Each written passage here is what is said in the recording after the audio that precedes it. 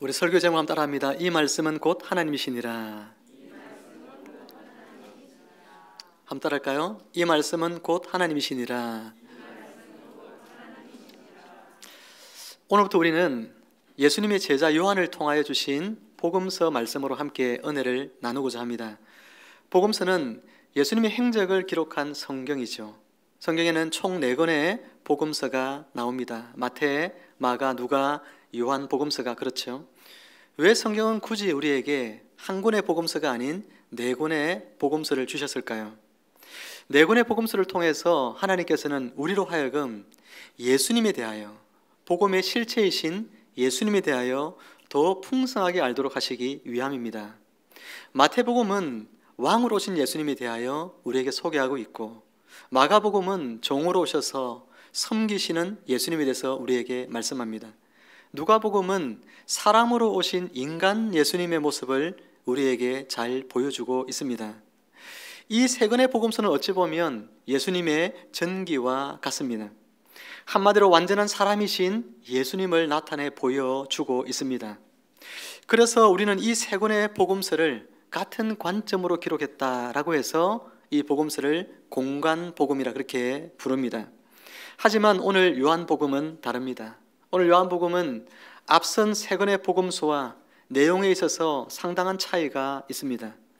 여기에는 앞선 복음서들에 나타난 예수님이 어떤 분인가에 대한 그 부분에 대하여 해석을 하고 있습니다. 그리고 우리가 이해하기 어려운 사건들에 대하여 해설을 곁들여 기록하고 있습니다. 공관복음서에 나타나는 예수님의 모습을 보면서 우리는 가끔 수많은 의문들을 가집니다. 저분이 사람이신데, 그런데 저분은 어떤 사람이길래 저런 능력 있는 말을 하고 권세 있는 일들을 행하실까? 여러분, 그런 궁금증들이 마태, 마가, 누가 복음서를 보면서 우리 마음속에 떠오릅니다. 저 예수가 누구실까 하는 궁금증이 떠오르죠. 그런데 요한복음은 바로 그 물음에 대하여 우리에게 해답을 줍니다. 예수 그리스도께서는 사람일 뿐만 아니라 그분이 하나님이시다라고 하는 것을 우리에게 소개해 줍니다. 그래서 예수님에 대하여 온전한 그런 지식을 갖게 되는 것이죠.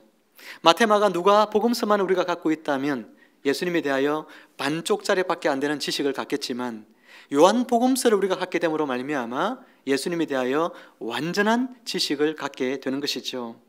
모쪼록 앞으로 계속되는 요한복음 강의를 통해서 예수님이 누구신가에 대한 온전한 지식을 우리가 더욱더 더 많이 알게 되어서 예수님을 통해 복음의 은혜를 날마다 풍성하게 누리는 저와 여러분들 되기를 주의 이름으로 축원을 드립니다.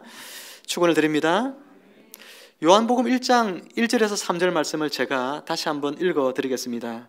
태초에 말씀이 계시니라. 이 말씀이 하나님과 함께 계셨으니 이 말씀은 곧 하나님이시니라. 그가 태초에 하나님과 함께 계셨고 만물이 그로 말미암아 지은 바 되었으니 지은 것이 하나도 그가 없이는 된 것이 없느니라. 여기에 보면 말씀이라고 하는 은유적으로 표현되어 있는 한 존재가 등장합니다. 그렇다면 이 말씀은 누구를 의인화하여 표현한 것일까요? 요한복음 1장 14절 말씀을 제가 읽어드립니다. 말씀이 육신이 되어 우리 가운데 거하심에 우리가 그의 영광을 보니 아버지의 독생자의 영광이요 은혜와 진리가 충만하더라. 여러분, 의인화되어서 표현되어진 이 말씀이라는 이 존재, 이가 누구인지를 설명합니다. 이 말씀이 육신을 입고 왔다고 했습니다. 사람으로 오셨다는 이야기죠. 그리고 이 육신을 입고 오신 분이 보니까 하나님 아버지의 독생자, 곧 외아들이시다라고 이야기하고 있습니다. 여러분, 그렇다면 이분은 누구일까요? 이 말씀은 누구죠? 바로 예수 그리스도를 이야기하고 있는 것입니다. 여러분, 예수님을 소개할 때에 예수님에 대하여서 설명하려고 한다면 여러 가지 다른 방법으로 예수님에 대해서 설명할 수가 있는데, 왜 굳이 오늘 요한은 예수님을 말씀이라는 그런 은유적인 표현을 통해서 예수님을 소개하고 있을까요? 그것은 이 말씀, 헬라어로 말하면 로고스라고 이야기합니다. 한번 따라해 볼까요? 로고스. 말씀이라는 이 단어가 로고스라고 하는 헬라거든요. 이 로고스라고 하는 이 말씀이란 이 단어의 이 개념은 당시에 유대인뿐만 아니고 헬라인, 또 헬라인뿐만 아니라 유대인 모두가 다 익숙한 그런 개념이었습니다. 그래서 요한은 이들 모두에게 익숙한 개념인 로고스라는 이 개념을 통해서 예수님이 누구신가를 설명을 하려고 했던 것이죠. 그렇다면 여러분, 유대인들은 이 로고스, 말씀을 어떻게 이해하였을까요? 한마디로 말하면 말씀 곧 로고스는 어떤 일을 행하는 신적인 능력을 나타냅니다. 한번 따라 봅니다. 말씀은 신적인 능력이다. 이 말씀은 어떤 일을 행하는 신적인 능력을 나타낸다는 것이죠. 오늘 본문 1절에서 3절의 말씀은 마치 창세기 1장 1절의 말씀을 풀이해 놓은 것 같은 그런 구조로 쓰여져 있습니다. 여러분, 창세기 1장 1절 말씀 같이 읽습니다. 시작. 태초에 하나님이 천지를 창조하시니라. 아멘. 이 창세기 1장 1절의 이 말씀을 오늘 본문은 풀이해 놓았습니다. 말씀이란 어떤 존재가 하나님이란 이 이름에 대신하고 있을 뿐이지요. 태초에 하나님이 이렇게 시작하고 있지만 창세기는, 요한복음은 태초에 그다음 뭐가 등장하지요? 말씀이 등장하고 있는 것이 차이일 뿐이지요. 여러분, 말씀이 태초부터 있었다고 이야기합니다. 그리고 그 말씀이 하나님과 함께 있었고, 그리고 만물이 이 말씀으로 말미암아 창조되어졌다라고 이야기합니다. 그러면서 결론 짓기를 이 말씀은 곧 하나님이시니라 라고 이야기하고 있습니다. 예수님이 누구신가에 대한 물음에 답을 하고 있는데, 요한이 말하고 있는 예수님은 어떤 분입니까? 그분은 말씀이시며 그분이 곧 하나님이시다라고 말하고 있다라고 하는 이야기죠. 예수님이 하나님으로서 그분이 태초부터 계셨고, 그분이 하나님과 함께 계셨고, 그분이 세상을 창조하셨고, 그래서 그분이 바로 하나님이시다라고 요한은 우리에게 예수님에 대하여 소개하고 있다는 이야기죠. 유대인들은 예수님을 어떻게 생각했습니까? 유대인들은 예수님을 그저 나사렛 시골 출신의 그런 한 청년으로 생각을 했습니다. 나사렛, 굉장히 사람들로부터 천대받던 도시죠. 마을이죠. 굉장히 사람들 기억에 이 갈릴리 지방에 있는 사람들은, 예루살렘에 있는 사람들이 생각할 때에는 그 사람들은 다 이방인들과 같은 사람들, 하나님 모르는 사람과 똑같은 사람들, 그런 대접을 받았습니다. 그런 갈릴리 지방에서도 아주 작은 마을인 이 나사렛 지방의 출신인 예수님을 누가 그를 기억하는 사람도, 기억하고 싶은 사람도 없는 것이죠.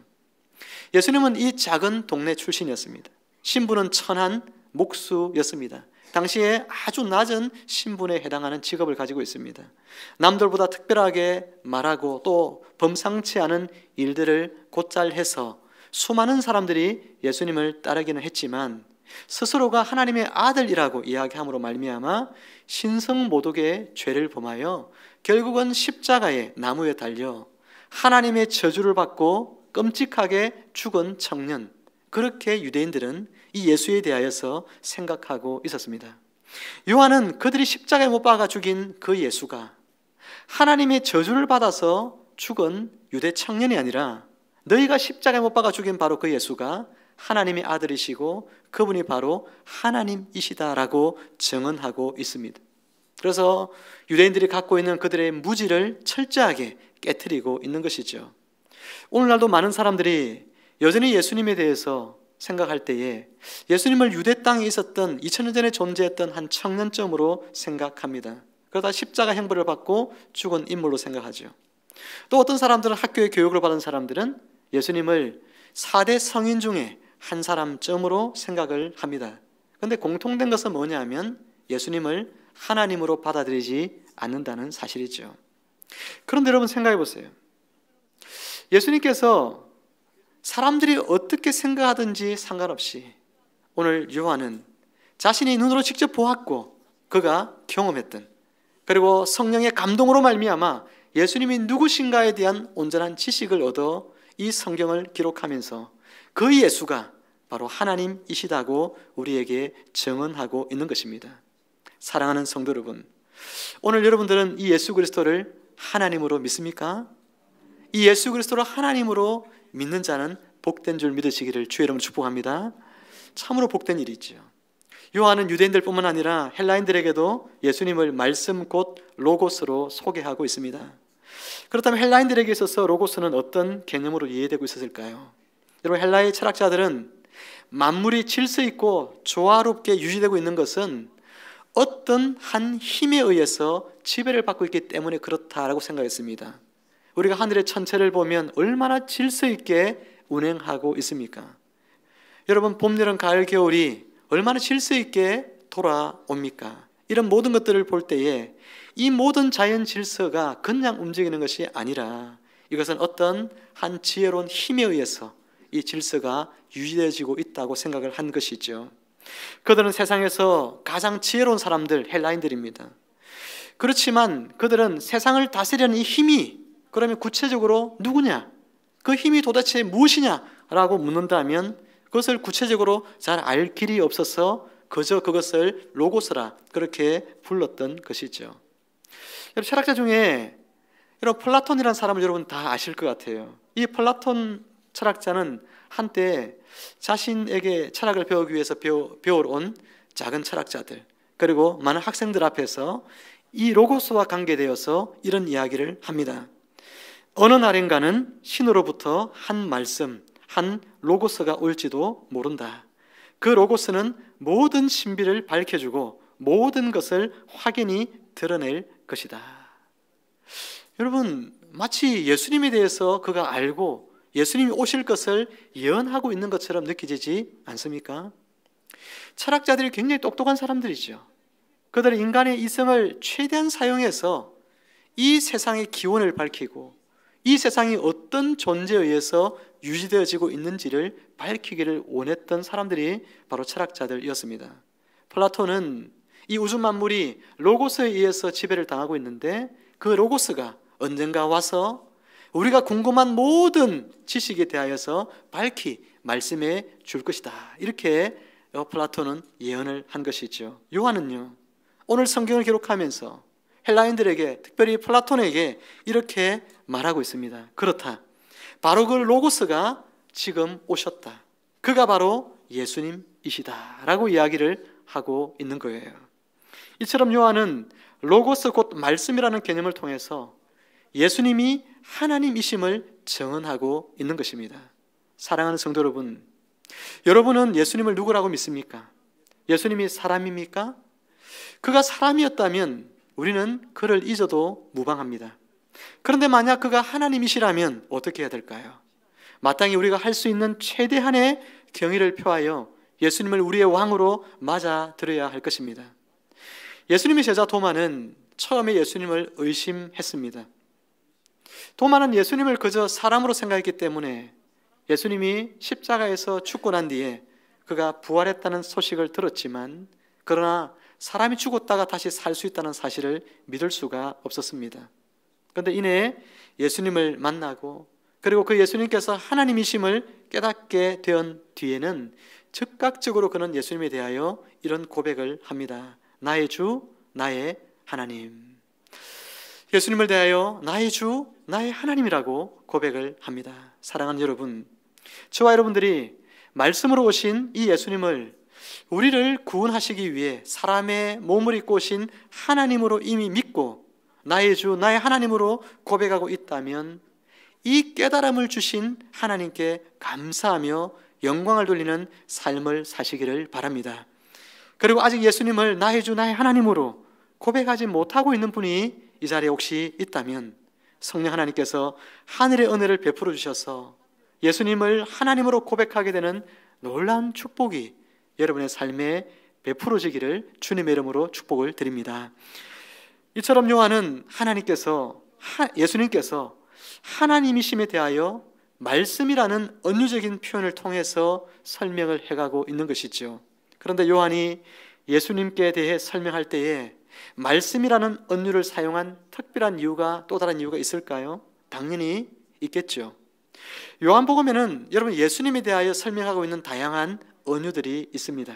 가령 예수님은 빛이시다, 이렇게 우리가 생각해 봅시다. 그렇게 예수님을 설명할 때에는 어두움 가운데 살아가고 있는 사람들을 빛 가운데로 인도하기 위해서 오신 분이 바로 누구라는 겁니까? 예수님이시라는 것을 설명하기 위하여 예수님은 빛이시다, 이런 은유를 사용을 하는 것이죠. 또 다른 은유를 생각해 봅시다. 예수님은 선한 목자다, 이런 은유를 우리가 생각할 때에 예수님은 어떤 분으로 생각이 됩니까? 그분은 목자이기 때문에 양떼들을 이끌어서 풍성한 꼴을 먹이고 쉴만한 물가로 인도하시는 그런 분임을 우리가 알게 됐죠. 뿐만 아니라 이리떼가 공격해 와도 거기서부터 양들의 생명을 안전하게 지켜주시는 분, 그들의 삶들을 인도해 주시는 분, 그가 바로 선한 목자 예수님. 우리가 선한 목자라는 이야기를 들을 때 그런 이미지가 우리 가운데 떠오르게 되어집니다. 마찬가지로 오늘 본문에서 예수님이 말씀이시다라는 은유를 사용할 때에 우리 마음속에는 어떤 생각이 떠오르게 될까요? 그것은 말씀 그 자체이신 예수 그리스도, 그분의 말씀을 우리가 잘 듣고 그분의 말씀 안에 살며 그분의 말씀의 인도를 받아 말씀 따라 살아가야 한다는 사실을 우리에게 계시하여 주는 것입니다. 요한복음 1장 3절에서 만물이 말씀이신 예수님으로 말미암아, 그 다음 뭐라고 했죠? 지은 바 되었다, 그렇게 이야기했죠. 예수님으로 말미암아서 천하 만물이 지은 바 되었습니다. 말씀은 온 세상의 사용 설명서이지요. 만물의 사용 설명서입니다. 이 만물 가운데 우리 인간도 당연히 그 속에 포함되어져 있습니다. 그렇기 때문에 우리 인생들이 여러분 행복한 삶을 살기를 원하지요. 하나님도 우리가 복된 삶을 살기를 원합니다. 여러분이 진정으로 복된 삶을, 행복한 삶을 살기를 원한다면 어떻게 해야 될까요? 우리 인생의 사용 설명서인 말씀을 잘 읽고 말씀을 마음에 간직하고 그 말씀 안에 머물며 말씀이 인도하는 대로 따라가는 삶을 살아가게 될 때에 우리 인생은 하나님께서 계획하신 복된 인생을 살게 된다는 것입니다. 한번 따라해 봅니다. 말씀 안에 행복의 비밀이 있습니다. 우리 옆에 분에게 축복합시다. 말씀 안에 행복의 비밀이 있습니다. 여러분, 말씀 안에 행복의 비밀이 있음을 믿으시면 크게 아멘 해봅시다. 믿습니까? 믿습니까? 말씀 안에 행복의 비밀이 있어요. 이 말씀을 그러니 어떻게 해야 되겠습니까? 늘 가까이 해야 하는 것입니다. 자꾸만 사람들은요, 행복에 있어서 이유를 찾을 때, 원인을 찾을 때 많은 경우에 소유의 그 원인을 찾습니다. 소유와 행복이 비례한다고 생각하는 것은 수많은 사람들이 옛날이나 지금이나 한결같이 갖는 공통된 생각들인 것 같습니다. 소유가 많으면 행복하고 소유가 적으면 불행해진다는 생각을 갖습니다. 하지만 우리의 행복은 소유에 많고 적음에 달려 있지 않습니다. 이 말은 사람이 소유가 많아도 불행할 수가 있다는 이야기고 또 반대로 소유가 적어도 행복할 수 있다는 이야기죠. 창세기 2장 16절에서 하나님은 사람을 이끌어서 기쁨의 동산 에덴에 두시고는 동산 모든 나무의 열매를 네가 임의로 먹으라, 그렇게 명령하셨습니다. 그들은 모든 것이 풍족했고 부족함이 아무것도 없었습니다. 그들이 하나님의 말씀 안에 머물면서 하나님의 이 명령을 지키며 살아갈 때는 그들의 인생의 가장 기쁨을, 가장 큰 행복을 누리며 살았습니다. 그런데 어느 날 뱀이 찾아와서 유혹을 합니다. 어떤 질문을 던지죠? 이런 질문을 던집니다. 하나님이 참으로 너희에게 동산 모든 나무의 열매를 먹지 말라 하시더냐? 이 질문 하나를 딱 하와에게 던지니까 이 물음 앞에 마음이 흔들리기 시작합니다.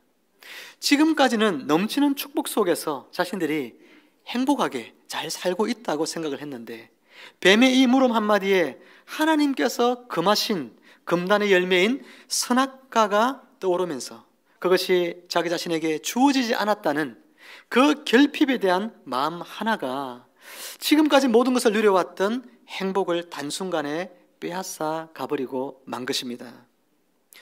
여러분, 아무런 불평이 없었어요. 모든 것이 풍족했고 행복했습니다. 그런데 마음 가운데 사단이 던져준 질문 하나 때문에 그 마음이 흔들리고 말씀의 체계가 무너지고 말씀에 대하여 의심이 들기 시작하고 하나님이 나를 온전히 사랑하시는가에 대한 질문이 마음 가운데 생겨나기 시작합니다. 나에게 왜 이것을 하나님은 허락하지 아니했을까라는 생각을 갖게 됩니다. 모든 것을 누리고 있어도 말씀이 그 속에서 희미해지기 시작하니까 자신이 가지지 못하고 있는 것 한 가지, 사실은 이것은 가져서는 안 되는 것이죠. 이것은 하나님과 사람을 구분짓는 유일한 그런 방편이었는데, 그런데 이것마저도 이 여자는 갚기를 원하는 그런 마음이 듭니다. 내 인생에 이것이 없었어, 이것의 결핍 때문에 내 인생이 마치 불행해진 것 같은 그런 생각이 들기 시작을 했다는 것이죠. 그래서 그녀의 인생은, 그리고 아담의 인생은 행복하지 않게 된 것입니다. 모든 것을 다 누리고 있어도 사람은 행복하지 않을 수 있습니다. 모든 것을 다 갖고 있어도 사람은 불행하게 살 수가 있습니다. 어떻게 할 때요? 하나님의 말씀이 그 마음 가운데 희미해지기 시작할 때, 말씀이 내 안에서 사라지면 우리의 인생은 행복에서부터 멀어질 수 있음을 깨달아야 하는 것입니다. 하나님의 말씀이 아담과 하와 가운데 있을 때 그들의 몸은요, 아무것도 가리지 않고 있었지만은 그들은 풍요로웠습니다. 하나님의 말씀 밖에 있을 때 그들은 무화과 잎으로 가렸지만 한없는 부끄러움과 초라한 자신들을 발견할 수밖에 없었습니다. 하나님의 말씀 안에 있을 때 그들은 삶에서 질서가 있고 평화가 있고 그들은 생명의 무한한 충만한 기쁨을 누리며 살았지만, 하나님의 말씀 밖에 있을 때 그들의 인생에는 모든 질서와 평화가 깨어지고, 그리고 고통과 죽음이 그들의 삶 가운데 휘몰아치기 시작한 것입니다. 사랑하는 성도 여러분, 어떻게 우리의 인생은 참된 행복과 풍요로움을 누리며 살아갈 수가 있을까요? 우리의 인생에 대한 사용 설명서가 담겨 있는 말씀으로 돌아가야 합니다. 말씀을 마음에 담으시길 바랍니다. 그리고 그 말씀에 인도를 받으며 살아가시기를 바랍니다. 그래야 할 때에 우리 인간의 모든 문제가 종식되어지고 인생엔 에덴의 기쁨과 행복을 회복하게 되어질 것입니다. 여러분, 성경에 보면 족보가 두 군데에 중요한 족보가 나오는데, 창세기 5장에 보면 아담의 이 후손의 족보들이 나오고 있죠. 그리고 마태복음 1장에 보면 예수님의 족보가 거기에 나오고 있습니다. 두 족보의 가장 큰 차이가 어떤 차이가 있냐면, 창세기 5장에서는 죽음에 대한 기록만 계속 있죠.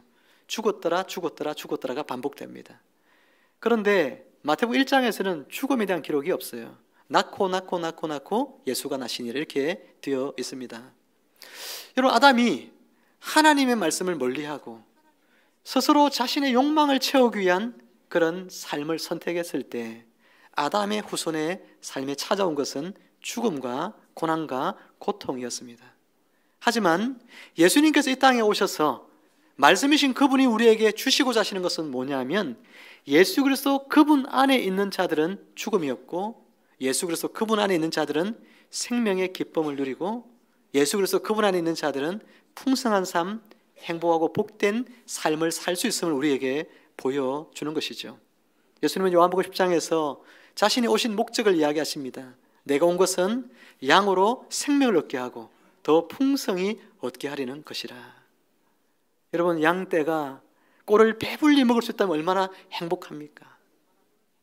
양떼가 쉴만한 물가에서 시원한 물을 마음껏 마실 수 있다면 얼마나 행복합니까? 이스라엘 그 땅이 어느 곳에 가도 초원지고 어느 곳에 가도 물이 있는 곳이 아닙니다. 1년 강수량이 얼마 되지 않는, 비가 오지 않는 그런 땅이잖아요. 가는 곳마다 푸른 초장이 있는 곳이 아닙니다. 그런데 선한 목자 되신 예수님, 그분 안에 있는 양들은 복된 것이죠. 그분이 이끄시는 대로 풍성한 꼴을 먹고 쉴만한 물가에서 시원한 물을 마시며 생명의 환희 가운데 살아가게 되기 때문입니다. 사랑하는 성도 여러분, 말씀은 우리 인생의 사용 설명서입니다. 말씀이신 그분이 이 땅에 오신 목적은 우리의 삶을 당신의 말씀 안에 두시고, 그리고 그 말씀 안에서 풍성하고 그리고 영광스러운 삶을 살도록 하시기 위함입니다. 그러니 말씀 안에 머무십시오. 그래야 할 때 여러분의 삶의 죽음도 떠나가고 삶의 고통의 문제도 해결되어질 것입니다. 인생의 참된 기쁨, 행복과 영생의 삶이 예수 그리스도 말씀 그 안에 있음을 믿고 늘 말씀을 가까이 하는 여러분 되시기를 주의 이름으로 축원합니다. 인생뿐만 아니라 세상도 여러분 말씀이 필요하죠. 창세기 1장 2절은 이렇게 기록하고 있습니다. 땅이 혼돈하고 공허하다.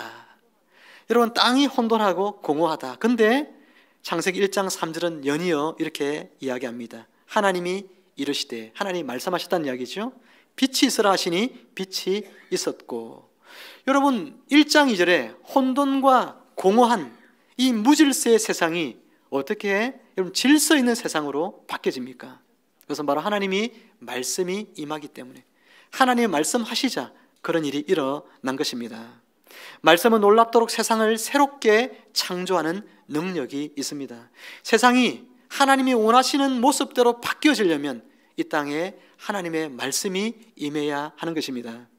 불과 얼마 전에 초등학교 학생 하나가 선생님이 잘못을 지적하자 톱을 가지고 와서 선생님을 죽인다고 한 뉴스 기사가 난 적이 있었습니다. 또 자식을 훈계했다는 이유로 학교를 찾아와서 선생님의 뺨을 때리고 폭행한 부모에 대한 이야기들이 심심찮게 등장을 합니다. 혼돈과 무질서한 교육계의 실상을 우리는 보고 있습니다. 이런 혼돈과 무질서가 교육계만 있는 것이 아니라 정치에, 경제에, 사회 전반에 걸쳐서 나타나고 있습니다. 사회에 무분별하게 나타나고 있는 혼돈과 무질서가 어떻게 질서 있게 세워져 나갈 수 있을까요? 말씀이신 예수님이 필요한 것입니다. 말씀이 임할 때에 혼돈과 무질서는 떠나게 되는 것입니다.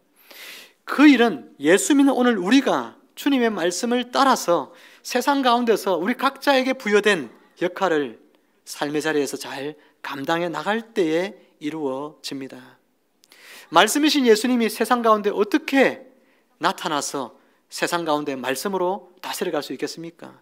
그것은 그리스도인 된 저와 여러분들이 말씀으로 무장되어져서 우리가 가는 세상, 우리가 발 딛고 서 있는 그곳에 예수님의 말씀의 통치를 내가 받고 또한 말씀을 그 땅 가운데에 흘려보내는 삶을 살아갈 때에 이 땅은 질서 있는 세상으로, 주님이 기대하시는 복된 세상으로 바뀌어져 가게 되는 것이죠.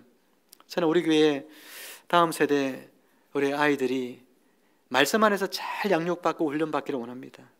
가정 경건회를 통해서 이 아이들이 말씀 안에서 잘 자라서 이 아이들이 앞으로 진출하게 될 사회 각 분야에서 그곳에서 말씀으로 무장되어서 예수님의 향기를 드러내고 예수님의 통치를 그 땅 가운데 실현시켜 나갈 때에 사회 각 분야가 예수님이 그곳에 마치 계신 것처럼 질서 있는 세상으로 주님의 온전한 통치를 받는 아름다운 세상으로 바뀌어져 나가게 될 줄로 믿습니다. 이제 말씀을 맺습니다. 사랑하는 성도 여러분, 오늘 요한이 전한 예수님은 어떤 분이십니까?